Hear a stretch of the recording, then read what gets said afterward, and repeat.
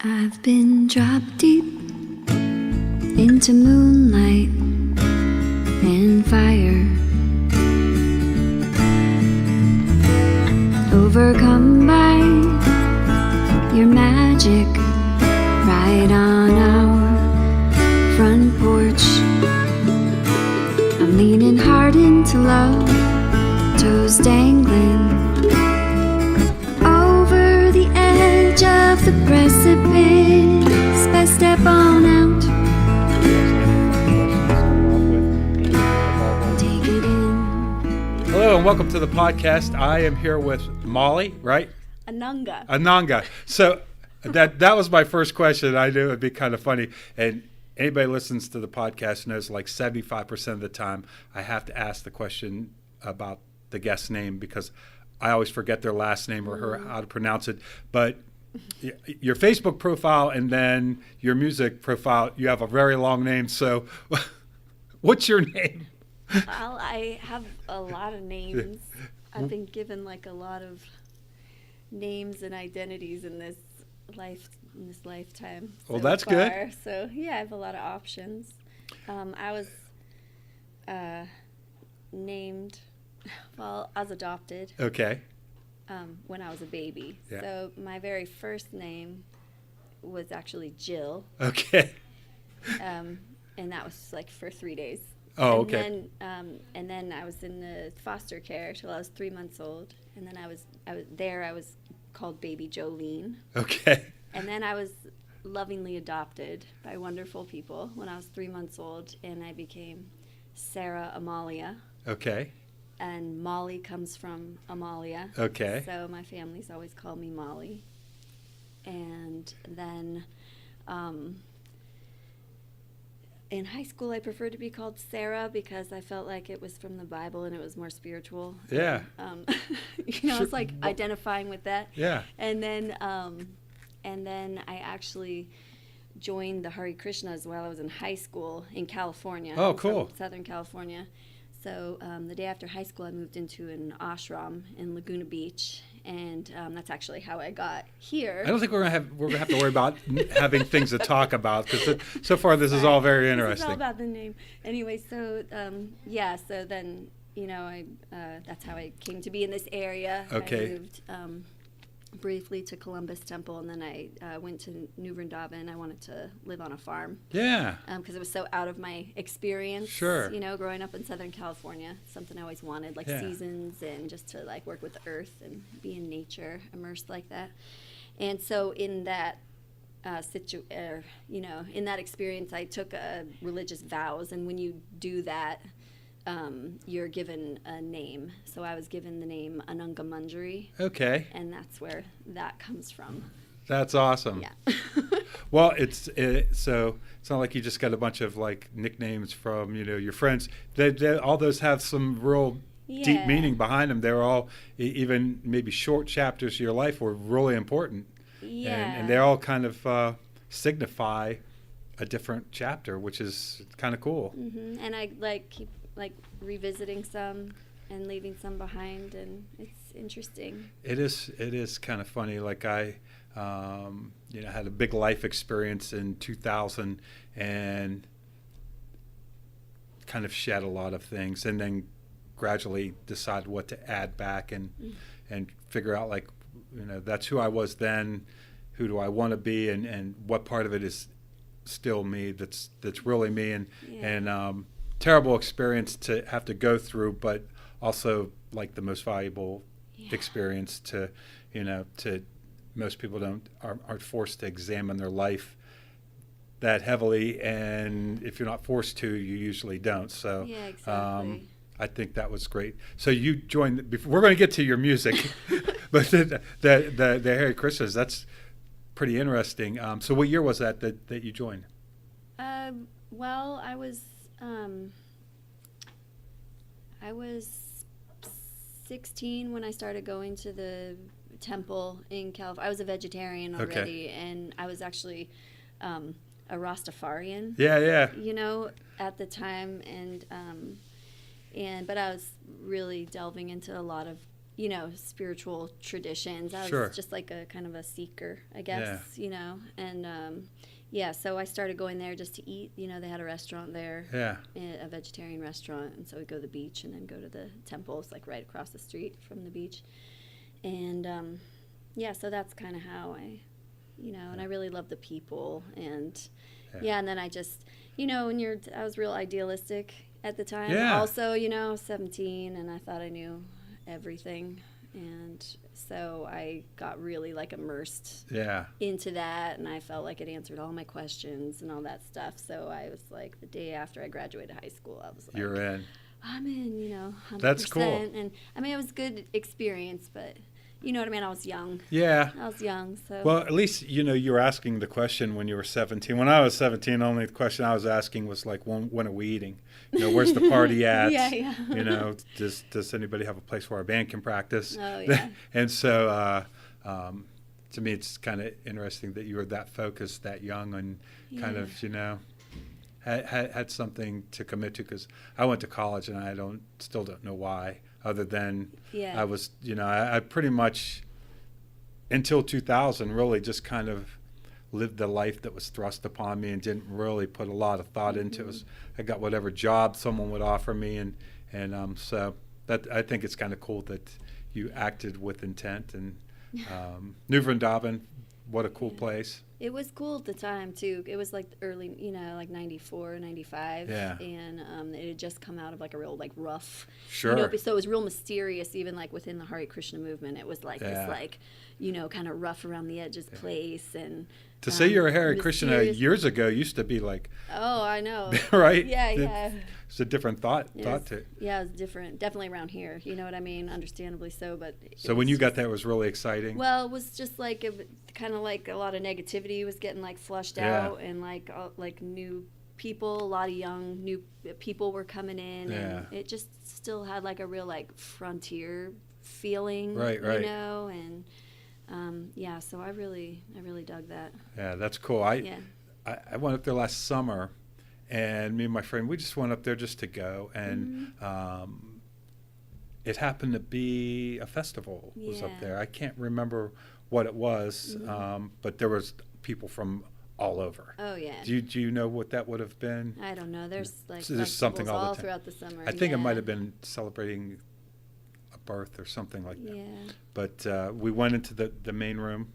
I don't know much about this, what these things are called, but went in the main room, and everybody was in there chanting, and it was really cool because there was people that were really kind of in the moment, and then there were kids on the outside running around, and there was just all levels of participation. But I remember it just being like a really loving space, and everybody was happy, and it was also interesting to see so many Indian people, which you don't see in Willing,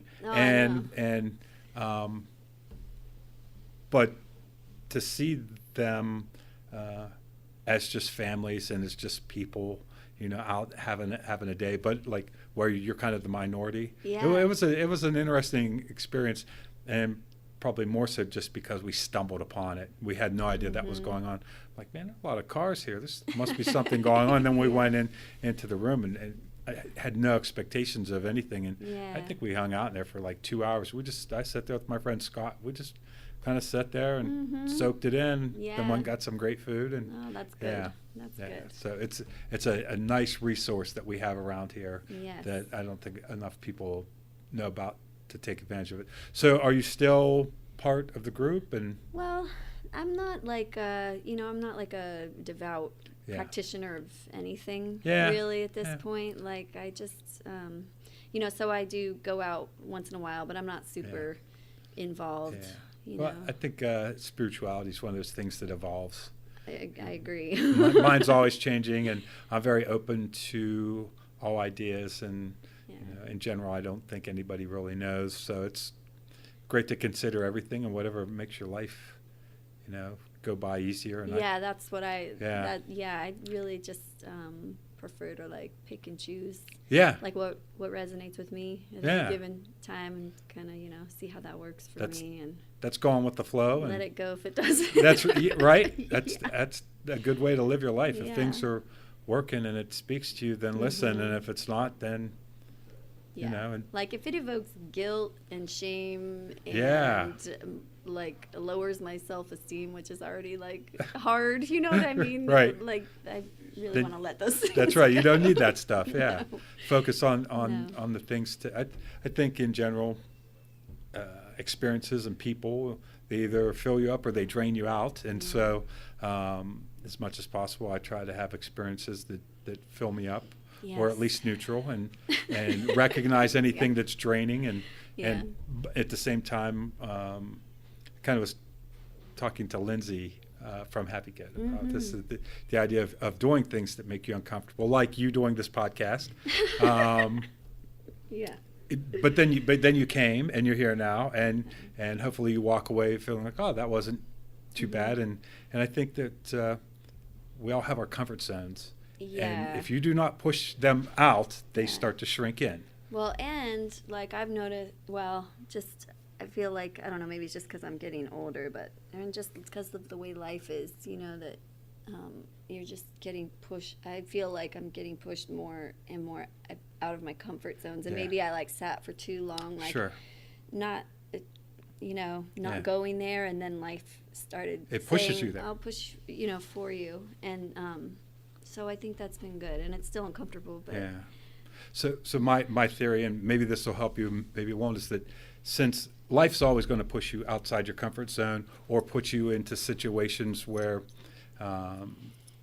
you're going to need strength, or you're going to need to be able to react, or that they're just not ideal. So by, in a controlled way, putting yourself in uncomfortable positions, when they come along, then you can handle it better. So I've done close to 90 podcasts now, and maybe less than half of them are people that I'd met beforehand. So it's, even for me, I was nervous driving down here. I'm a little bit more relaxed now because I did a podcast before you came, so I'm a little bit more warmed up. But that experience of sitting down, having a conversation with someone I never met before for at length is a lot easier now than it was when I started. But it's been good for me. And we went camping this winter, and it was cold, and we had to hike a mile or so more through the snow uphill to get there, and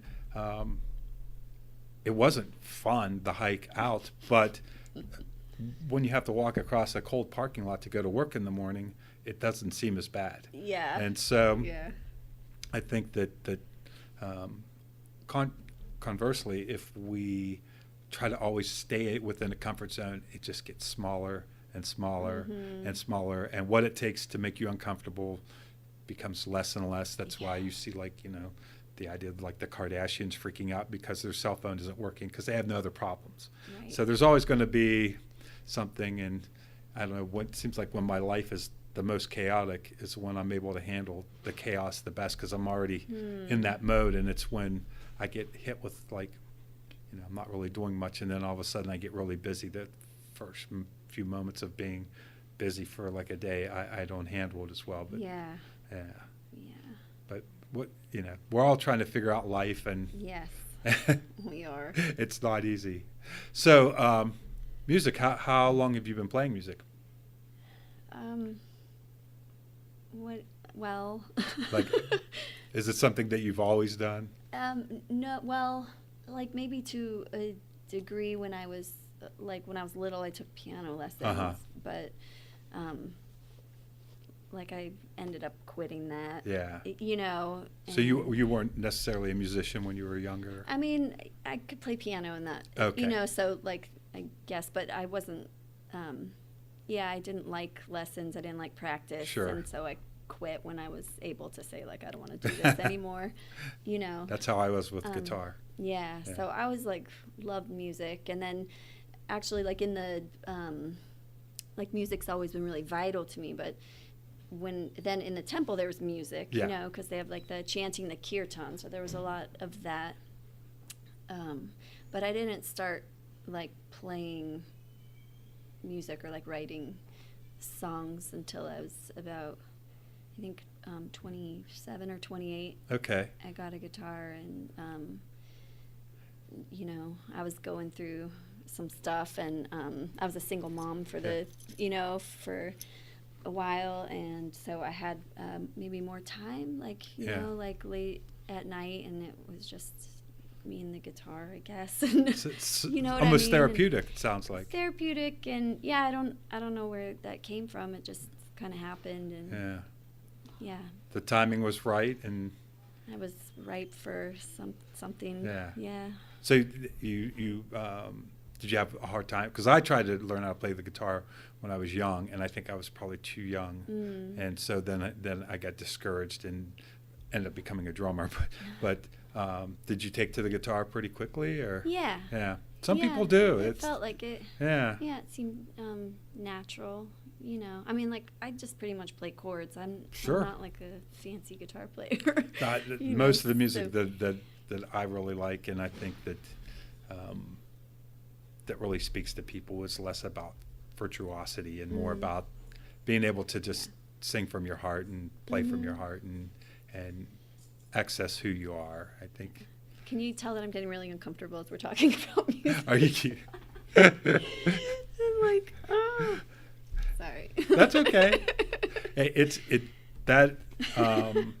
People listening will get to know who you are, and part of it is that you're kind of a humble person, and not comfortable talking about yourself, and that's okay. Yeah. So do you remember the first song that you wrote? Yeah, I do, actually. What was it? It's called Riverside.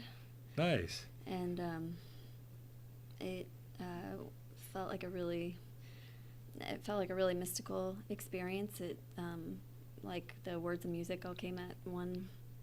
You know what I mean? Yeah, like one time. I do know. And so it was that was a very significant moment for me. That at the time I really couldn't own that. You know what I mean? Yeah. And I started playing and writing. From that I started.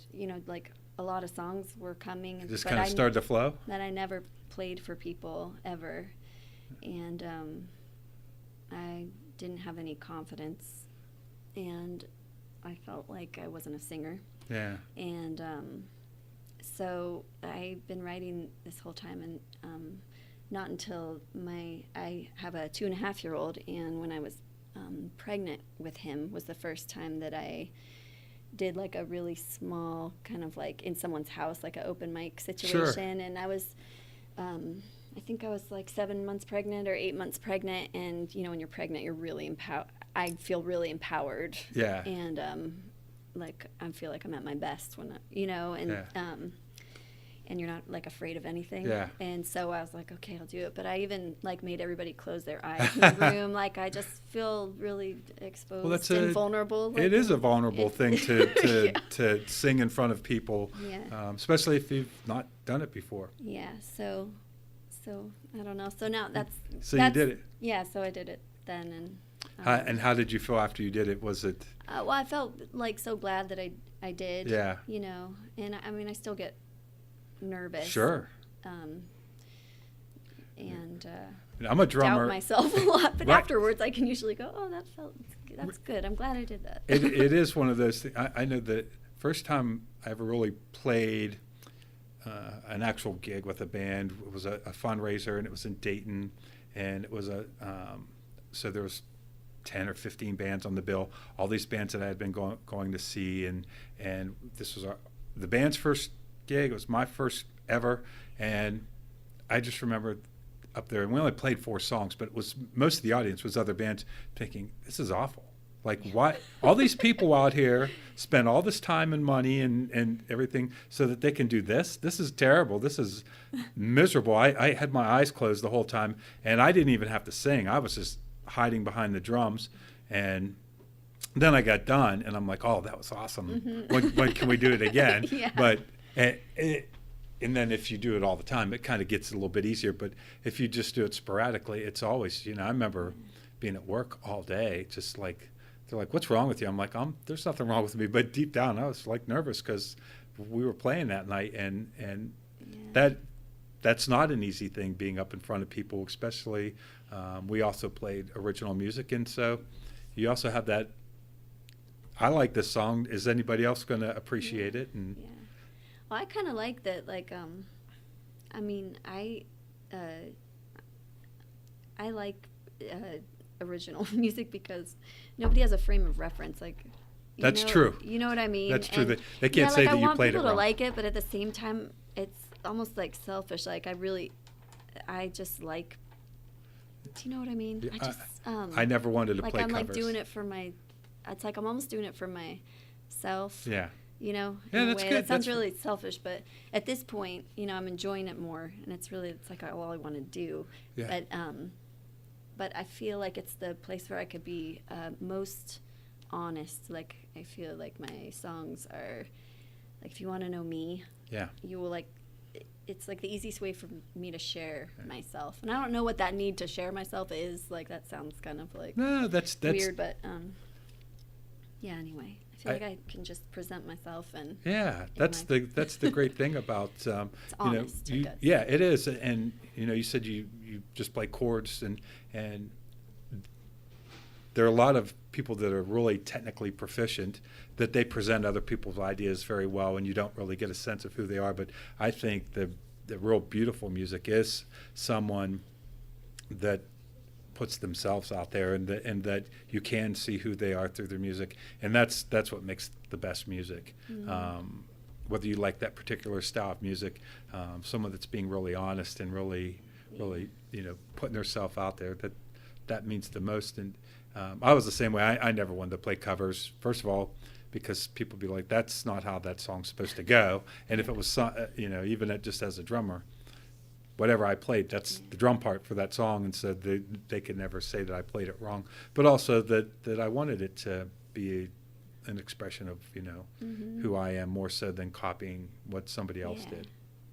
And it was interesting what you said about how it just kind of came out, because a lot of creative people, whether they're writers or comedians or musicians, they say that it just kind of, it almost comes to them like it's being channeled through them, and somehow we access the infinite, or just a part of us that we're not conscious of. Yeah. It is incredible, right? It's beautiful. Yeah, that's like, I actually wrote a song about that. Did you really? Yeah, I did. Just about, like how songs come, and it's such a special, deep feeling, and just like that yearning for like wanting more of that, or like just getting like this little like shadow of a presence. It's like somebody just hovering by you, and you like want to meet them. So you know what I mean? You're like falling in love. You want to meet them. It's like that same feeling. That's what it feels like to me. It feels like falling in love, and you're it does, and it is magic when it happens, and then it's also do you find that with you it kind of waxes and wanes, and it comes and goes? Yeah, and when it goes, it's so depressing, right?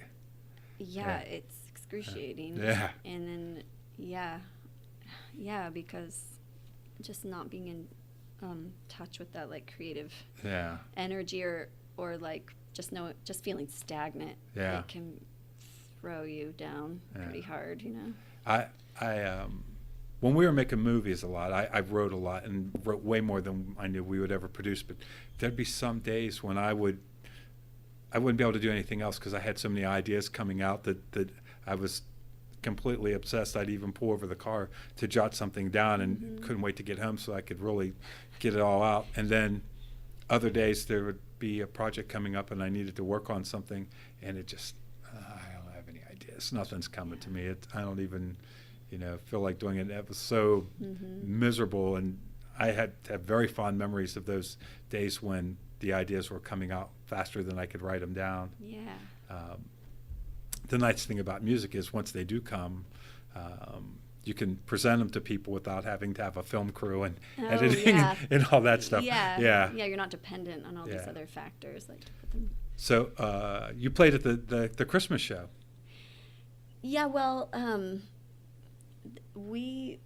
Well, first I need to like really acknowledge the fellas that I play with, because they're incredible. So I play with Adrian Niles. He's awesome. He's absolutely amazing. Chad Burrell. Yep. Burrell. Did I say that right, Chad? Burrell. And Matt Smith. Yeah. And I owe like just an immense amount of gratitude to them. I can't even say enough. Yeah, they've really embraced my songs. Yeah. And layered so much love and talent and beauty, and turned them into just really, really beautiful things. So that's nice when you can find people that you can share something that's that personal, and that they honor it and are able to add to it without destroying it. Because a lot of musicians, that's not necessarily the case. But you picked a good group to surround yourself Well, around. and it's nice because nothing was like picked. It just like everything was like organically Just came together.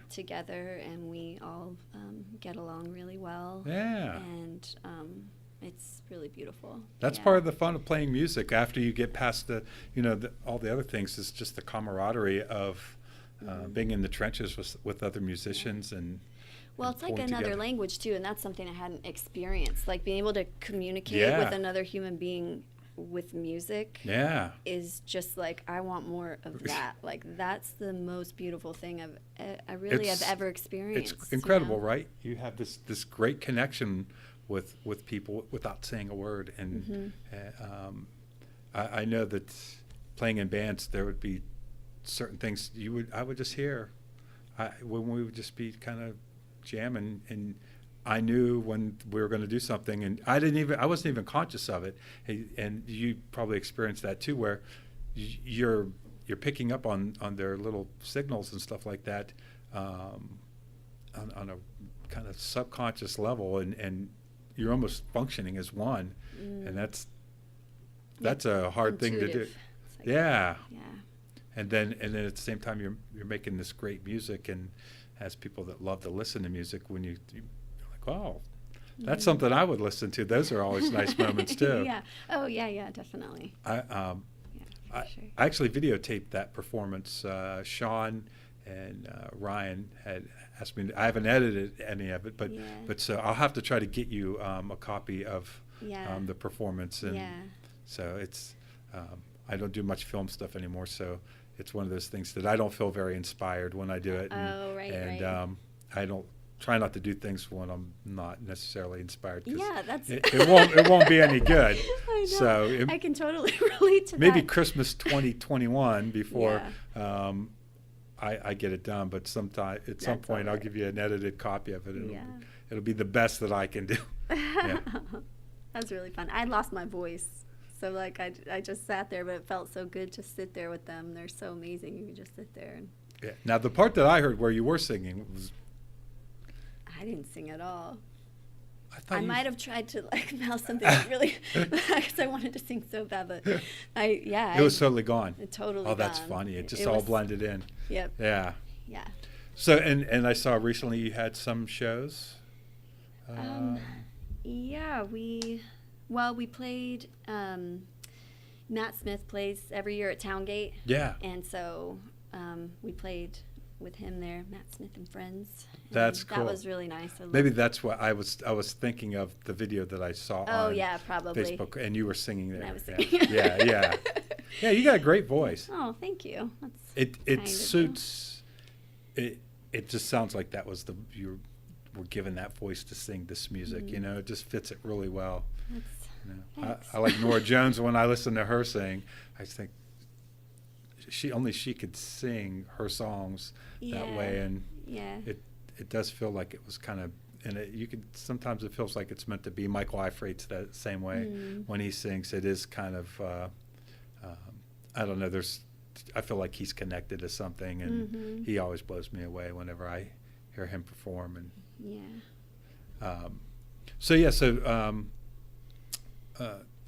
now's a good time to be a musician in Wheeling, isn't it?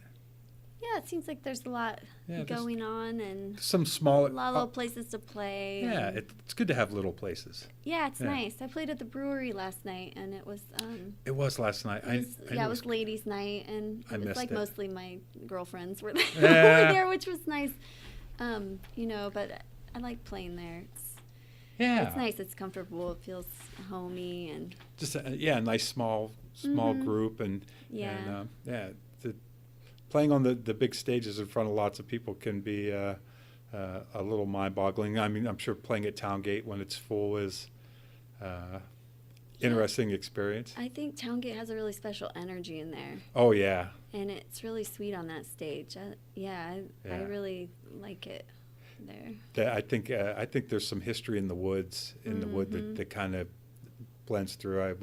We showed a bunch of our movies there, and I spent more time there before, but there is something about just when you walk in there, even probably from back when it was a church. Yeah, I agree. Yeah. Yeah, definitely. And I guess one nice thing is the audience is dark, and the stage lights are bright, so you don't really notice the big crowd. Where maybe Willing Brewing, you can see everybody's individual face, and that in itself can be. I just close my eyes. Like, do you? I don't know. Yeah, I'm not much of a like performer. You know, like I don't sing and nod to people. I just like hold on for dear life and close my eyes and try to really get into what I'm saying. Well, you need to celebrate yourself for that, because it sounds like it's not easy for you to get up there and perform in front of people, and that you maybe more, you see Sean Decker get on stage and he's very comfortable immediately, and Adrian. I love that. Like I'm not dissing people that can no, do no, that. no, like no, I think that's of course not awesome.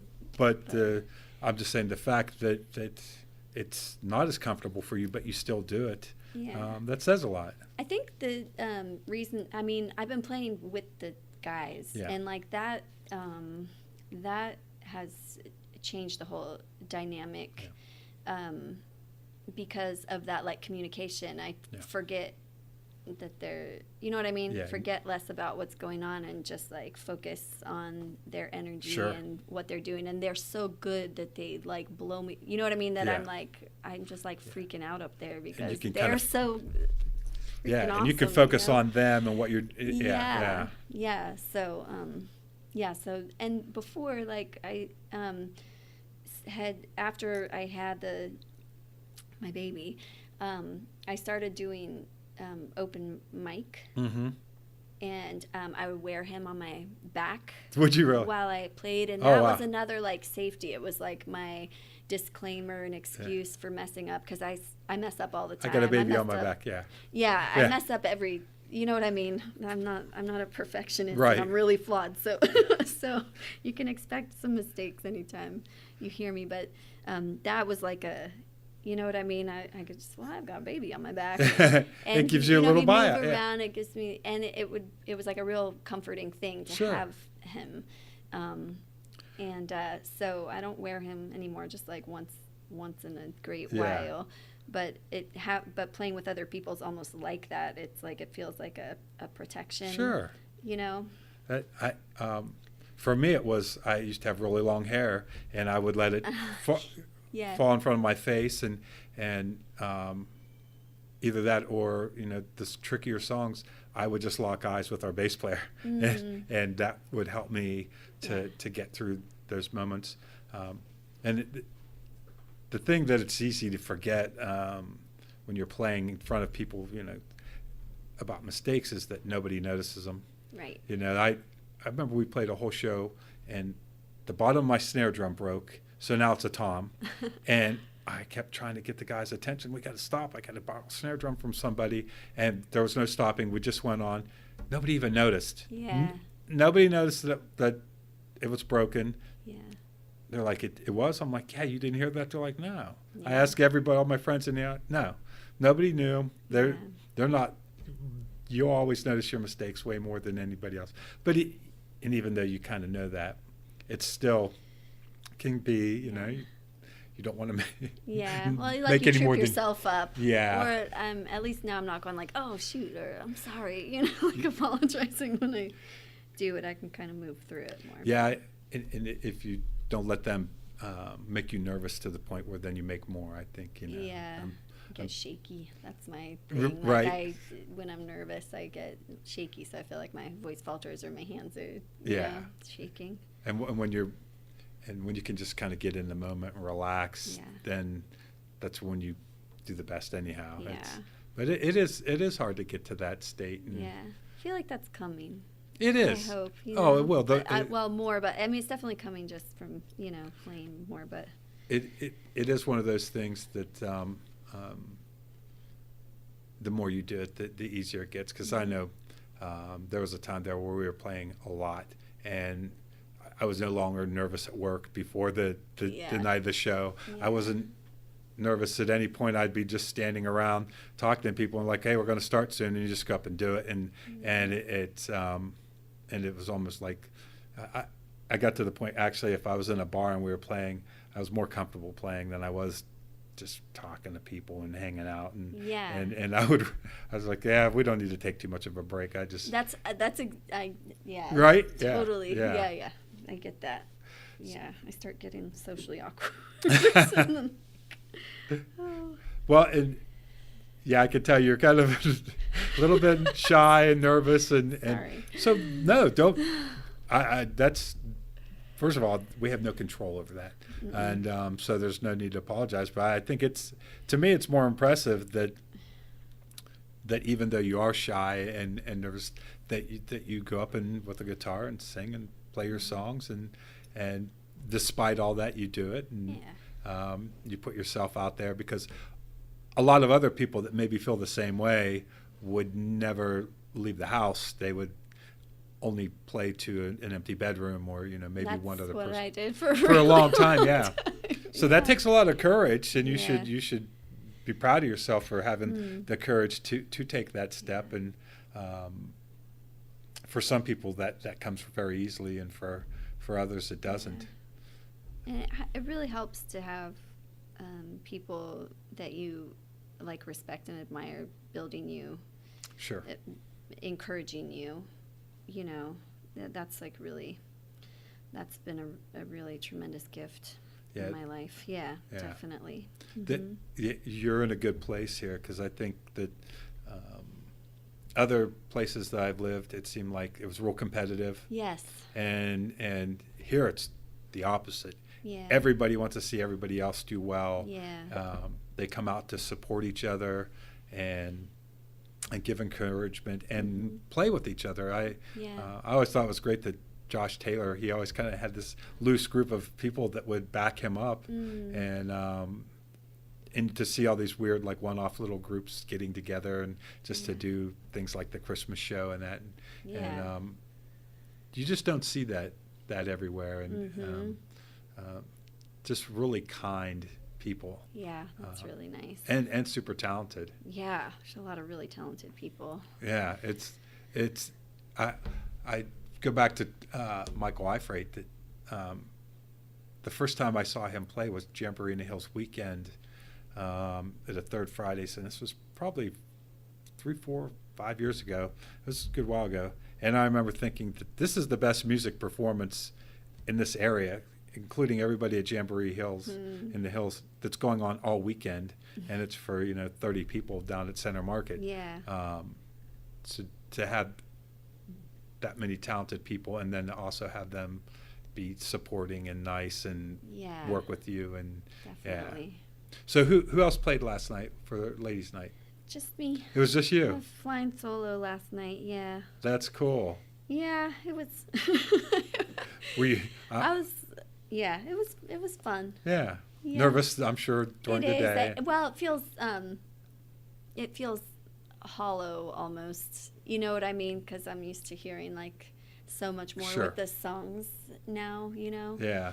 So it was a good practice, and going into it, I thought I just want to make it feel like I'm sitting in my living room, like I would in the middle of the night, and playing the songs. So that's kind of my mood going in, but I was still really sure. I was still pacing outside. Oh, I bet. Yeah, and Adrian was actually playing at Later Gator Ah. the same time, so I just went over there and had a beer and sat on the steps with a friend and listened to that for a while before I got started. That's cool. Yeah. Yeah, you figure out those ways to get through, and you did it, and that's the Yep. the most important part. And the next time you do it, you can draw on the strength of that, and Yeah. you just have to just book a lot more gigs. Well, then and I need to get with having some good banter, because that's my problem too. If I could chit chat a little more and like slow it down, then Yeah. I would feel a little bit more you know that comfortable. banter it's underrated. You know, the skill of banter. Yes. It really is. It's not everybody can do it at first equally, and I had some friends who I'm actually going to see at a reunion show, the Snapdragons, and Noel.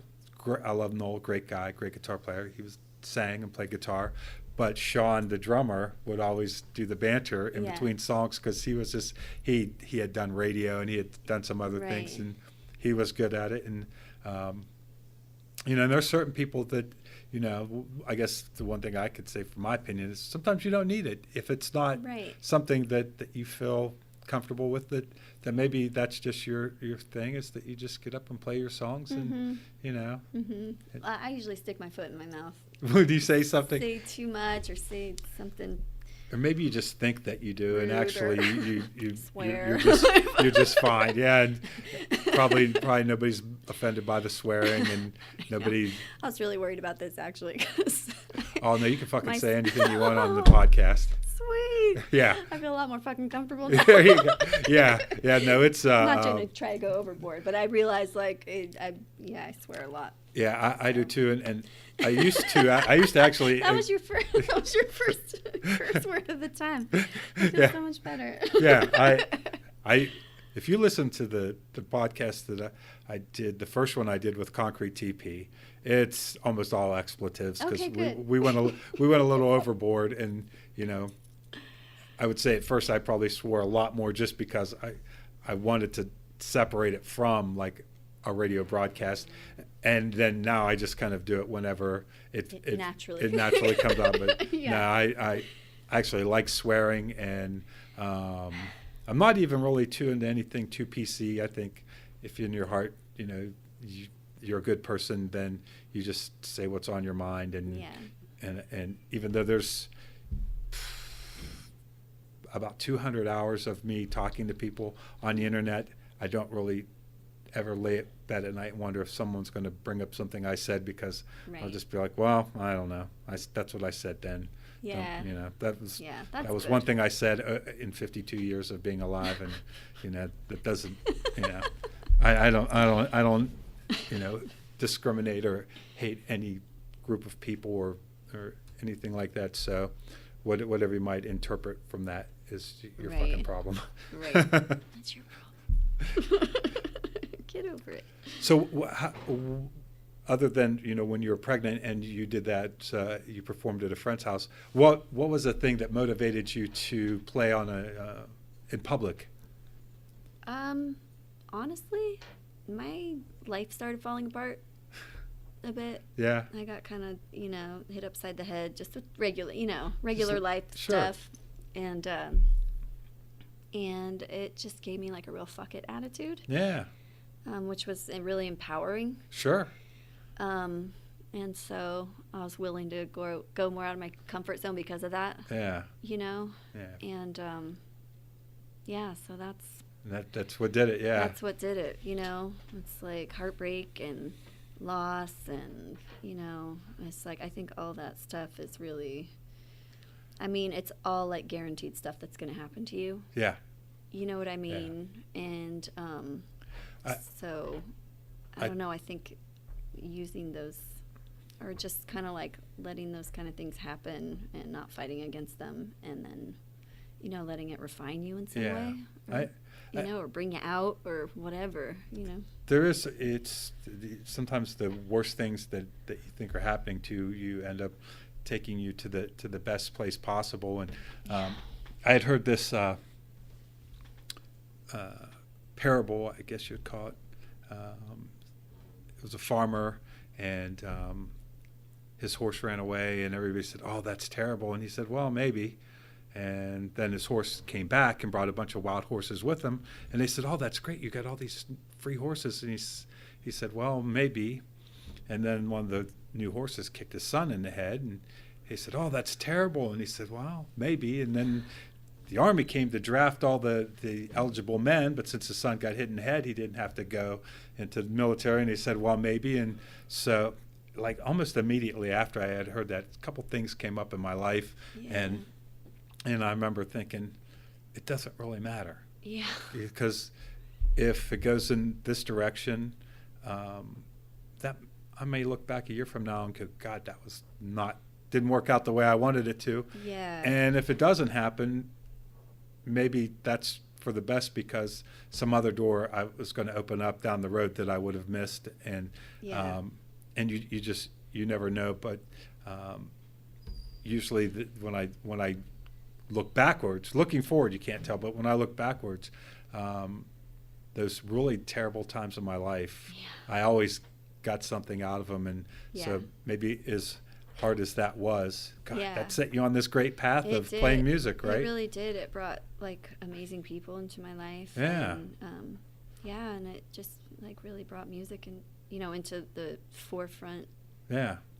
And you said that it's like the thing that you love to do the most now, right? Yeah, it's really it's really all I want.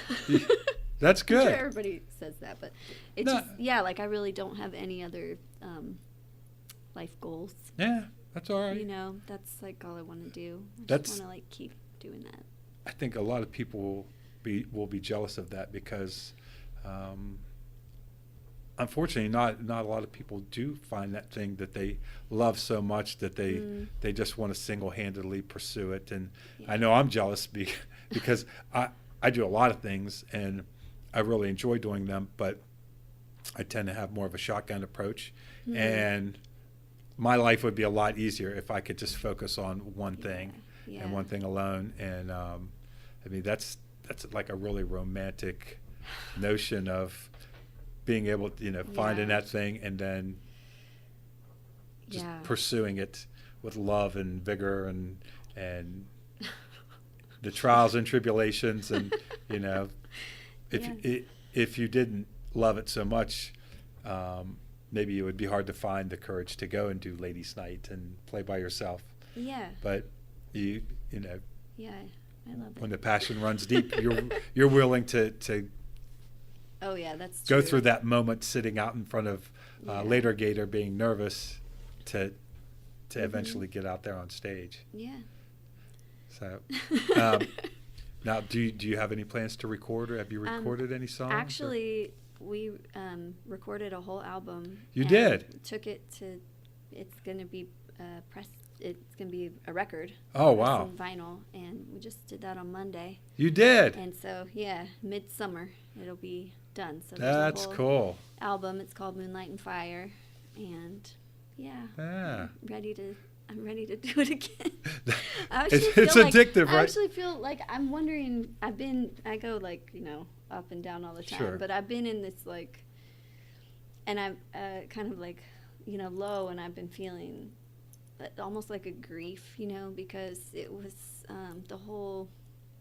it just happened so naturally. Yeah. And actually, I was listening to a little bit on the way over, and I was just like crying, and I was like, I wonder if anybody's walked in there just like bawling for this kind of thing. Oh, for a podcast? Together. Yeah, because it just like it was so heartbreaking to hear it. Like, it's beautiful, but also heartbreaking because I just got into the moment of like that moment of when it was happening in that song, and how beautiful and naturally that happened, and just wanting to like and I just thought like, God, I would rewind and like do all that again, in a heartbeat. And so I'm open, universe. I'm open to that, like, coming again, because there's more to say and there's more to sing, and just the whole thing was just such a beautiful process. And it was all like live, it was just real natural. Yeah, just around a tiny table with candles, and it was really nice. It is the bittersweet thing of like having a great experience, is that it doesn't last forever, and then afterwards you have the you plummet. you have the great memory, but you also that sense of loss that it's gone. It is it's a real feeling of grief. And then but then you have the excitement of when when you get to do it again. Yeah. And Yeah. but yeah, it is. It's I know that when we were making movies, that you spend a lot of time getting ready to film, and then you only shoot for, the actual filming is, if at the most, a tenth of the work, and then you wrap up, and then there's all the post-production and everything. And I try to enjoy the individual moments as much as possible. Yeah. But it is hard, because those, but it does fuel you till the next time. You look forward to doing it again, and I'm sure you'll have more of those experiences. And what a great thing to be that moved on your way driving to a podcast to have an experience that kind of got to you so much that later on it can bring you to tears. That's how many people don't have those experiences ever. I don't know, but that's sad to think about. It is sad. I think I feel sorry for people that aren't passionate about something, and that don't have a hobby or an interest or a creative outlet where. Yeah, that's hard to think about. Like, because I can't imagine. Yeah, imagine not having something. Yeah, something like that. Yeah, I often have something that I'm working on that I wake up in the morning and I can't wait for morning to come, because I want to get started on it. That's nice. Yeah. It's I always want that. it's always something different. But for a while there over the winter, it was making sourdough bread. Oh, that's I really cool. got into that. Nice. And it was a good winter activity. And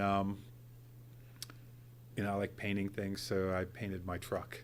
As silly as it is, but I could just picture how it would look when it was done,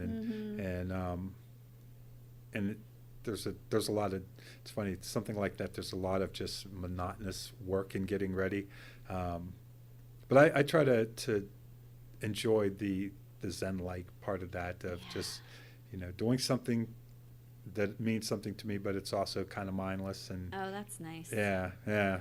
That's really nice. The one thing I always tried to do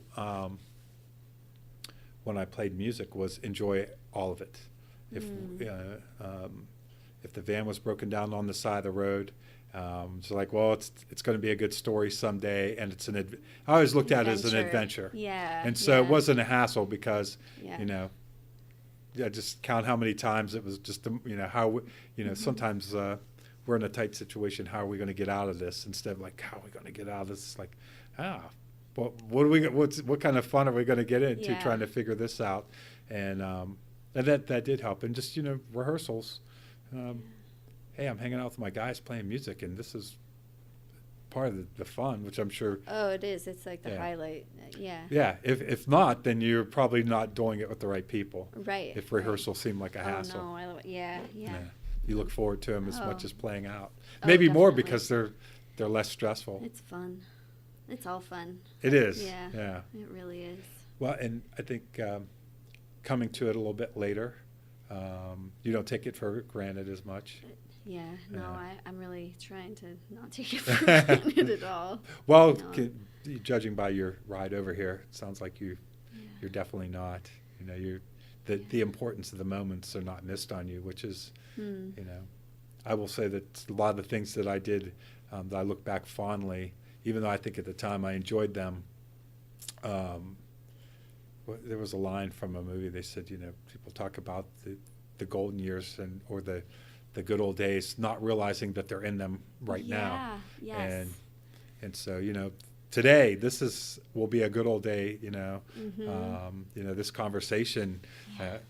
I was kind of on the way down here. I thought these two podcasts will either make me or break me, because I haven't done that much, and I was feeling rusty and tired, and I'm like, I was nervous myself, because I'm like, I don't even know what we're going to talk about. And then, but I figured, well, either I'm going to find my mojo and keep doing this, or I won't, and that'll be okay. Yeah. And it's great. I'm having fun. We're having a great conversation. I thought it'll be a good experience. I'll either sound like a total fucking idiot or not, and either way, I'll live through the embarrassment. Well, yeah, nobody's ever died during my podcast, so that's I mean, or not. But no, and you're doing great, and you know, I think most people are more interesting than they realize, and I mean, just the whole Harry Krishna thing, you know, you had me at that. It's funny that we talked about that for like. so That's funny. You're definitely one of the more interesting guests I've had, and I even think the fact that you're shy and nervous, it's part of your charm, and I think that spinning rocks on the table. That's okay. It's we all have those things. This is not necessarily an easy thing either, if you're not used to it. I mean, it's your first time doing a podcast, I take it? Well, I actually, like for like talking. Yeah. My friend Lauren, she does a podcast about West Virginia. Oh, okay. And so when she, like, I don't know if it's on her first one or something, we were over at her house, my kid and I, and we were swimming, and then she's like, can you do a song, play one of your songs. Oh, okay. So it was like in her kitchen, Yeah. and I fucked that up too, and she's still used to it. I'm like, nobody listened to that. But this is your first time talking. This is. Yeah. And obviously a little uncomfortable talking about yourself, and yeah. I just don't, You're doing good. And actually, how long do you think we've been talking? I don't know. It either feels like 5 minutes or an eternity, right? Yeah. No, we've been talking for an hour. Are you serious? Yeah. Oh shit. Yeah. You're doing great. Okay. And we don't have to talk for 3 hours. So, anything else you want people to know about your music, or where they can come find it, or? Well, they'll be able to find it later. They can buy the record When the if record they comes want. out. And then it'll be, like available streaming or whatever. Is that? Yeah. Is that Don't what worry you- about the technical stuff. Yeah. Okay. Let other people worry about that. And then and I have one song that's on Bandcamp right now called perfect. Saints. Okay. And that song is, I did that so that to help raise money for end of life expenses for the homeless. Oh, nice. Very nice. Working with House of Hagar with Kate Yeah. Marshall, so she kind of like brought me into awareness about that, and so you can listen to it for free, but if you make a donation, that's where the money that's for that very song nice. Yeah. goes. It's really beautiful, and it's beautiful. Any shows coming up? Yeah. I'm trying to think. That's okay. Oh, we're playing at the Smart Center Okay. on the next first Friday, Oh, nice. from 6 to 8, and So that'll be the first Friday in May. first Friday in Yeah. May, and then we're playing at a little music festival outside of Columbus. Oh, wow. It's so we're playing a set Yeah. on the evening there And in then May. I'm sure more things will be coming up over the summer. Yeah, we're playing at the Alternative to the Arts Fest. Sorry, the I can't remember what it's called. Sorry, that's so terrible. That's right. What a terrible plug. No. The nice thing about the handmade, Wheeling Handmade. Yeah, I forget what it's called too. But anybody that's listening, they'll be able to figure You'll it know, out. you know what I'm talking They'll about. know what we're talking We're about. playing at that. Yeah. the nice thing is they can go on Facebook and follow you Yeah. at Ananga Music. Ananga Martin Music. Yeah, Ananga Martin Music. Follow her, like her Facebook page. Then you'll get the details to when she's playing and how, and I'm sure when the album comes out, and Yes. and you'll be able to keep up to date with what she's doing. Yeah. And don't be like me and forget to go to the show, because I really wanted to go last night and I knew it was coming up, but I really don't check Facebook anymore often than I have to. So Yeah. it's been so long since I checked it that I didn't even realize. I wish there it was last another way. Like, I Yeah. feel like it's such a, Yeah. I don't know. Sometimes I think I keep it mostly to, because Messenger is how I talk to Yeah, everybody. exactly. And Same. and for events, but then if I don't check it, I miss them anyhow. Yeah, And exactly. to promote the podcast and other things. Yeah. Because I look back at anything that I personally posted, I'm like, nobody cares. There's Yeah. nobody. It's That's just so mindless, and it Yeah. just, it's like a trap. yeah. you Six know? other people might like the photo, but sometimes I think they're sympathy like. Like, oh, his picture, it's got 2 likes. I'll like it just so that, poor Oh, guy. come on. Or then you get one where it's like 60 people like it, and I'm like, well, it's a sunset. Everybody liked it, but you think about how mindlessly people go through and Yeah. and like the photos. That what's it really mean so anymore?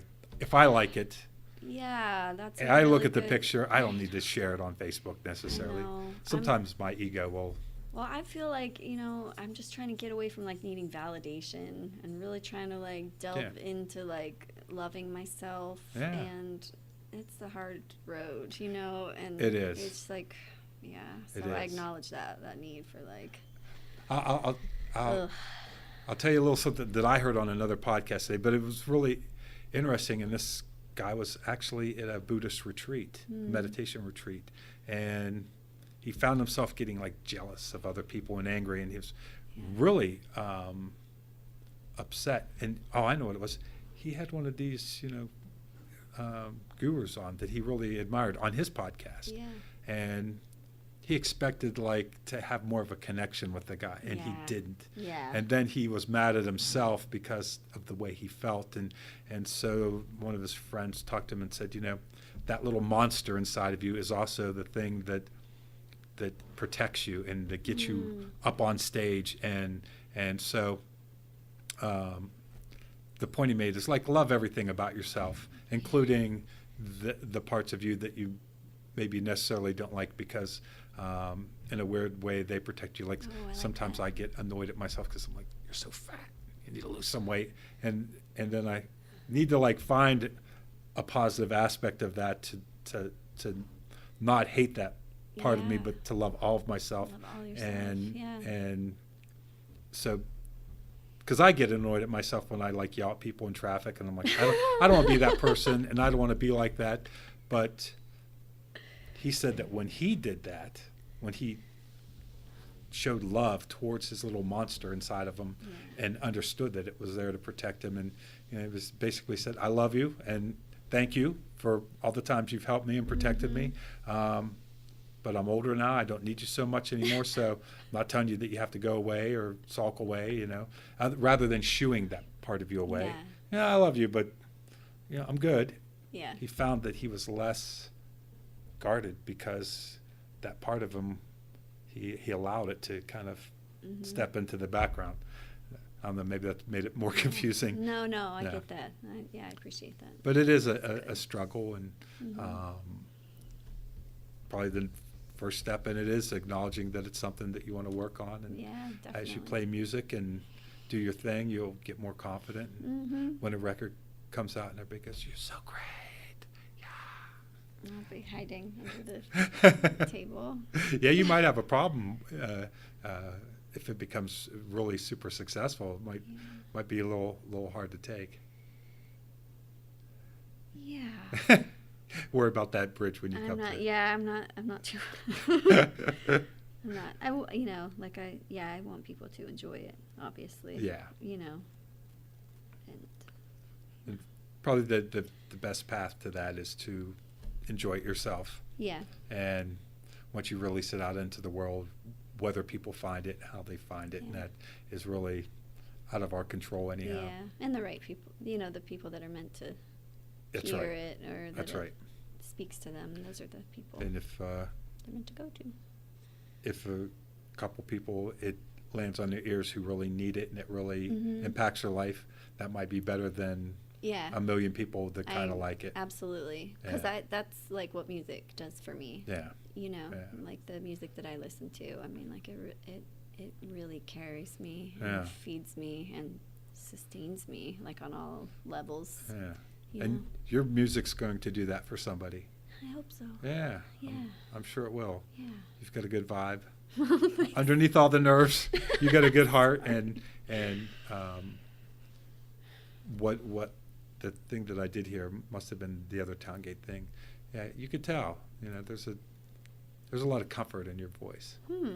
Yeah. Good. Yeah, I know. I was kind of just listening to it at home, and it was very peaceful, and Good. all right. Have I tortured you enough? Yeah. Okay. Probably. Well, with that, we'll wrap it out. Check it out. Give the name again on Facebook. Oh, Ananga Martin. Ananga Martin Music Yeah. on Facebook. The song on Bandcamp. It's called Saints. Saints on Bandcamp. Check that out. Like the Facebook page. Yep, and Moonlight and Fire. That'll be coming July. And it Yeah. will. What will be titled under is the band name or It's just under Ananga Martin. Ananga Martin. Oh, okay. So it's your album that those guys are playing on. Yeah, Yeah. I really like wanted there to be a band name and stuff, and they're all just really kind, and just I acquiesced to their Yeah. like just call it Ananga Martin. But I mean, really, like yeah, Well, I owe a lot to them. They really make it something special. Wow, that's good of you to recognize their contribution, and that was really cool of them to put your name on it, because I think Yeah. that's how it should be. Yeah. So, all right, check out Ananga Martin Music everywhere that we've mentioned, and go see her live. And I'm saying that to myself as well, that I'm gonna. Thanks. I don't go out anymore hardly ever, but Mhm. I do want to come out and see a show, and Yeah, I'm looking thank forward to it. I think it'll be fun. fun. Thanks. Well, thanks for coming on. This right, wasn't thanks the for having easiest me. thing for you to do, was and so it means excruciating. even more for it was excruciating.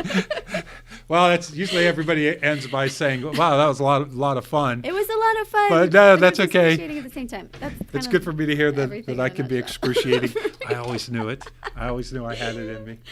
No, thank you so much for coming on. right. Thank you, everybody, Thank for you. listening. And until the next time, see ya. Oh, hey, are you going to play a song? You brought your guitar?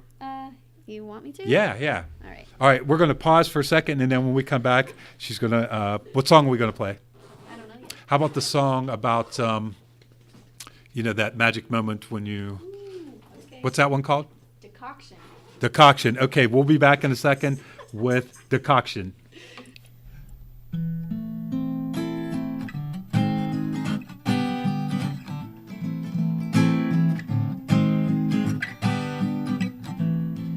Setting a fire, making a decoction, gonna boil it down. The vapors are rising from the cauldron of my heart. Intangible presence, leaving impressions all around me. Come out of the shadows, step into the light, 'cause I wanna meet you. When you lay your kisses on my brow, I'd give it all up just to seek another one out. Come let me know you, come touch me again. I made myself ready for you to lay me down. Come lay me down.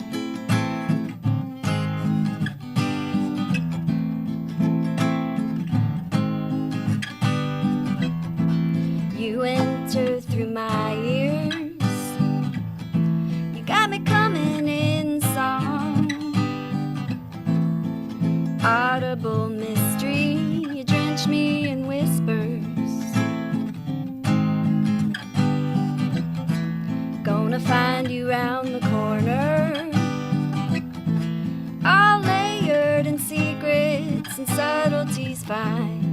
You know what you're doing, so I'll give you time.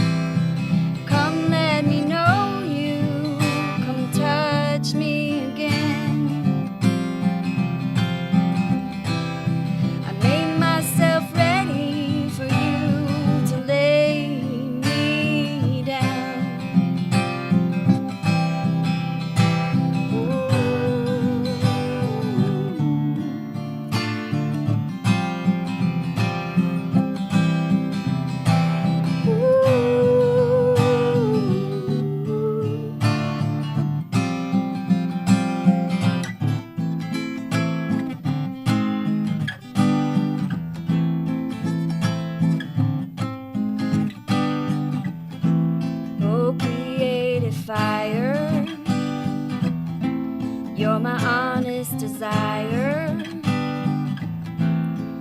waiting for you to take form in the vapors rising from my cauldron heart.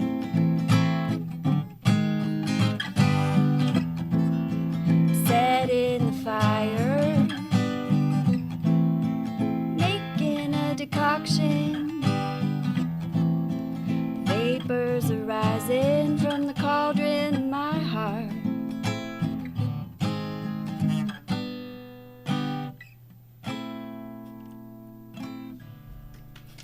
Thanks. That was awesome. That's about songwriting. That's